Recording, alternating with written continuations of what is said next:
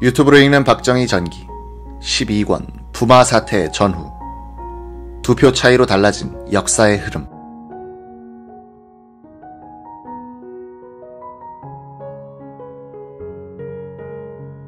(1979년 1월 29일) 박정희 대통령은 남북조절위 회담에 나가는 통일원 간부에게 이런 메모를 써줬다.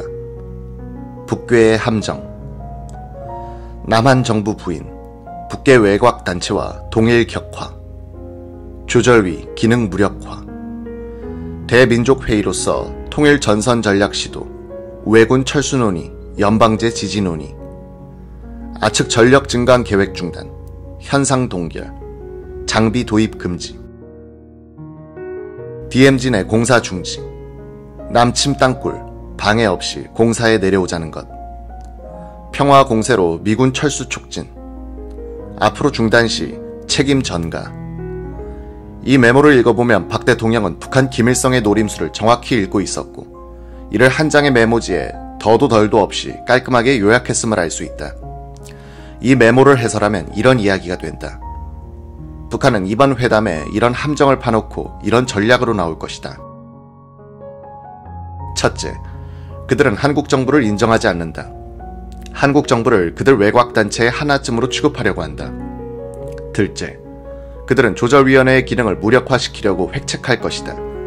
셋째, 그들은 남북 간의 모든 단체가 참여하는 대민족회의를 열자고 주장해 통일 전선 전략을 밀고 나올 것이다. 그렇게 함으로써 이 회의에서 왜군 철수 및 연방제 지지를 논의하자고 덤빌 것이다. 넷째, 그들은 한국군의 국력 증강 계획을 중단하고 현 상태로 동결하도록 요구하고 장비 도입도 하지 말라고 억지를 부릴 것이다.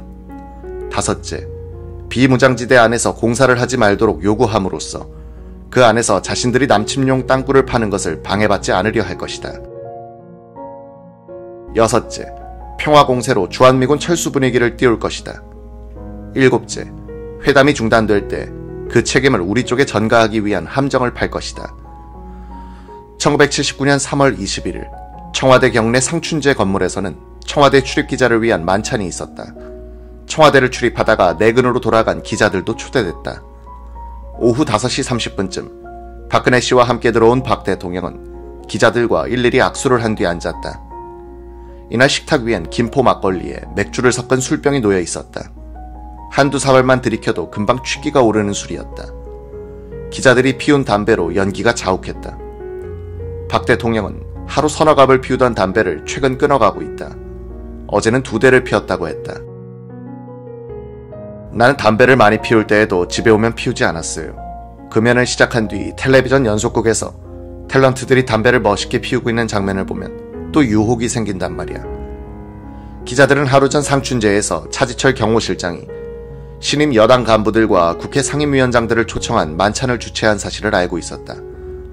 차 실장이 대통령 대역을 한 셈이었다. 박 대통령이 자연스럽게 의문을 풀어주었다. 이 별채를 지은 뒤 집들이를 해야 되지 않겠느냐는 이야기가 많았는데 마침 며칠 전 국회 관부들이 새로 뽑혔으니 여당 신임 간부들까지 합쳐서 네가 한 잔 내라고 얘기해서 어젯밤에 축하 만찬이 있었지. 기자들은 박 대통령이 차 실장을 내라고 부르는데 놀랐다. 박 대통령이 차지철을 아들처럼 생각한다는 인상을 주었다. 박 대통령은 신민당 총재 선거에 출마를 이날 선언한 김영삼 의원을 의식하는 발언을 많이 했다.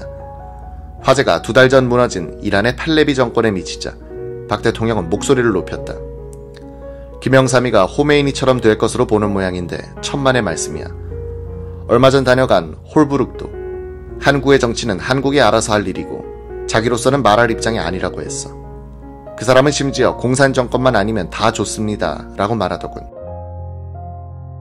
박 대통령은 김영삼 의원이 국회의장으로 지명된 백두진에 대한 취임 반대운동을 주도한 데 대해서 역정을 냈다. 백 의장이 유정회의이기 때문에 반대한다면 유정의 의원을 뽑은 통일주체 국민회의에서 대통령도 선출하는 만큼 나에 대해서도 반대한다는 뜻이 아닌가. 김영삼이가 유신체제를 뒤엎겠다고 나선다면 우리는 예 하고 손 놓고 있겠는가. 김영삼이가 지금까지 법을 위반한 것이 7건이나 되는데 신민당 전당대회 전엔 절대로 안 잡아넣을 거야. 김영삼이가 신민당 총재로 당선되는 일은 없을 거야. 내가 물러난 뒤 김영삼이든 누구든 집권해서 국민이 행복하게 된다면 그때는 언론이 밀어줘도 좋아요. 언론이 국가와 민족을 위하는 충정해서라면 얼마든지 나를 비판해도 좋아요. 당시 백두진 파동에서 야당 편을 가장 강하게 들었던 동아일보 청와대 출입 강성재 기자는 불안했다. 그는 다른 사람을 방패 삼아 박 대통령의 눈길을 피하고 있었는데 드디어 박 대통령이 소리쳤다. 동아일보 강 기자 어딨어? 예, 여기 있습니다. 내가 물러가고 김영삼이가 잡으면 동아일보가 행복하게 될 것 같아. 동아일보가 그러면 안 돼. 강성재 기자는 가만히 있다가는 박 대통령의 힐난을 수긍하는 것처럼 될 것 같았다. 언론 자유가 있어야 국민들의 가려운 곳을 긁어줄 수 있고 아픈 곳도 치유할 수 있습니다. 그것이 정권에도 도움이 되는 것 아닙니까? 동아일보가 야당 얘기를 많이 쓴 것도 정부에 대해서 비판적인 기사를 쓴 것도 사실이지만 모두가 나라가 잘 되라는 뜻에서 한 만큼 이 점 각각께서 오해가 없으셨으면 합니다. 40대 초반 기자의 대통령에 대한 말대꾸에 분위기가 딱딱해졌다. 다른 기자가 화제를 재빨리 돌렸다.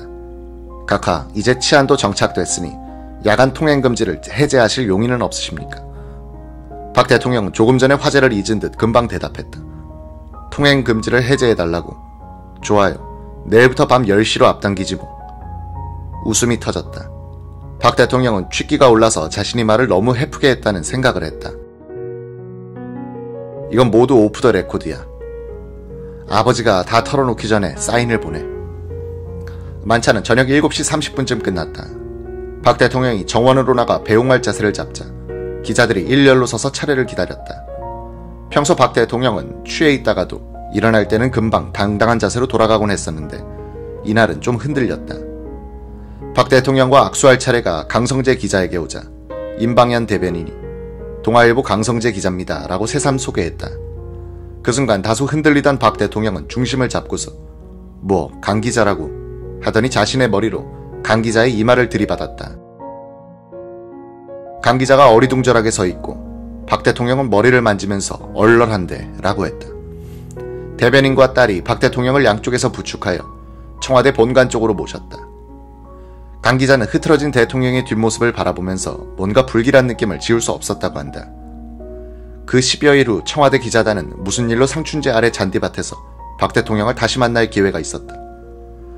21명의 출입 기자들이 여기저기 흩어져 앉자 박 대통령이 정색을 하고 엄숙하게 말했다.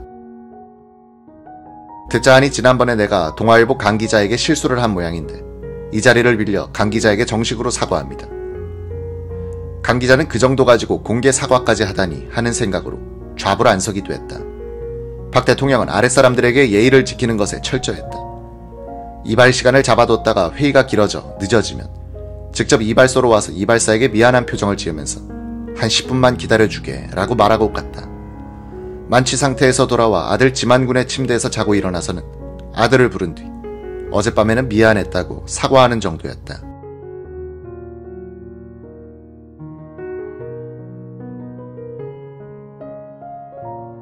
박 대통령이 1979년 5월 30일로 예정된 신민당 정당대회에서 김영삼 의원이 총재가 되지 않도록 하겠다는 의지를 기자들 앞에서 공개적으로 표명할 정도였으니 차지철과 김재규의 낙선 공작도 집요했다. 전당대회 며칠 전 김재규 부장은 롯데호텔의 한 방에서 김영삼과 만났다. 두 김씨는 같은 김영 김씨였는데 이 만남을 주선한 사람도 문중 사람이었다. 이 자리에서 김 부장은 피는 물보다 진합니다 라면서 김영삼 의원에게 총재 후보를 사퇴하도록 설득했다고 한다. 대통령 가까의 생각이 확고합니다. 그분이 정권에 도전하는 사람을 가만두겠습니까? 김영삼은 이를 거절했지만 김재규에 대해서는 인간적으로 호감을 가졌다고 한다. 신민당 정당대회 하루 전 연금 중이던 김대중 씨가 중국집 아서원에서 열리는 김영삼 지지자들 단합대회에 참석하려 한다는 첩보가 정보부에 입수됐다. 참모들은 김대중 씨의 외출을 강제 저지할 것을 건의했다. 김재규는 이 건의를 묵살했다. 김대중 씨는 이런 증언을 한 적이 있다. 당시 나는 가택연금 상태에 있었다. 신민당 총재 선거 기간 중엔 연금이 강화됐다. 나는 김영삼 씨를 밀기로 하고 조윤영 씨 등 총재 경선 후보 3명을 사퇴시켰다. 그런데 그날 저녁에 집을 나섰는데도 이상하게 경찰이 나를 막지 않았다. 김대중 씨는 그 길로 아서원에 갔다. 약 800명의 대의원들이 모여 있었다. 김씨는 1시간 동안 열변을 토했다. 그 요지는 이번 총재 경선은 친유신파와 반유신파의 대결이다. 김영삼 후보를 전폭적으로 밀어야 한다는 것이었다. 그는 택시 합승을 예로 들면서 이철승 총재의 중도 통합론을 비판했다. 독재는 북쪽이고 반독재 투쟁은 남쪽인데 정반대로 가는 사람들끼리 어떻게 중도 통합을 한다는 것인가. 그가 1973년 8월에 도쿄에서 납치되어 온 후 처음 한 이 공개 연설은 다음날의 투표 결과에 큰 영향을 끼쳤다. 1979년 11.6 사건이 일어나기 며칠 전, 당시 상공부 차관보 김동규 씨는 김영김 씨 같은 문중 사람이기도 한 김재규 정보부장을 관사로 찾아갔다. 이 자리에서 김 부장은 내가 공작을 해보니 김영삼 씨를 밀어줘야겠다는 생각이 들었어. 그래서 김대중 씨의 연금을 하루만 풀어준 것이야. 누군가가 후세에 이 사실을 증언할 수 있어야 할 것 같아 말해두는 거야. 라고 하더란 것이다. 이런 증언들로 밀어 김재규가 정의감에서든 차지철에 대한 반감에서든 또는 같은 문중 사람에 대한 애정에서든 일종의 사보타주를 하여 김영삼의 총재 당선을 도왔다는 가능성이 제기된다. 신민당은 1979년 5월 30일 마포의 새 당사에서 전당대회를 열고 2차 결선 투표에서 김영삼 후보를 새 총재로 선출했다. 김 씨는 재석 과반수보다 2표가 많은 376표를 얻었고 1차 투표 때 1위였던 이철승 총재는 367표를 얻었다.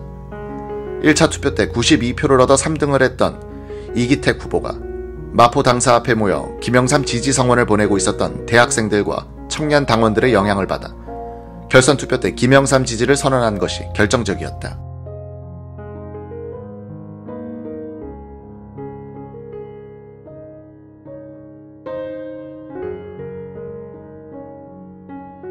한 작가의 방청기는 이 전당대회의 역사적 의미를 이렇게 전했다. 나는 예상 밖의 대역전 드라마를 감격으로 수용할 수밖에 없었다. 정의는 반드시 승리한다는 민주회복의 새 시대가 마침내 열렸음을 믿자고 그는 선언했다. 너무 격양하여 기표소에 들어가 주먹을 치며 우는 대의원이 있었다. 그러다간 뛰어나와 손바닥이 깨지도록 박수를 치는 대의원이 있었던 것이다. 그만큼 이번 신민당 전당대회는 한마디로 희망이었다. 뭔지는 모른다고 나는 우선 말해두겠다.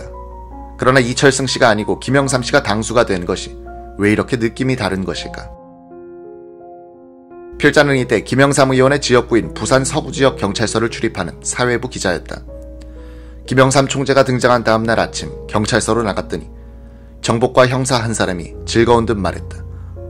간밤에 우리 관내에서 소주가 많이 팔렸대요. 역사의 흐름이 2표 차이로 크게 선회하기 시작한 것이다.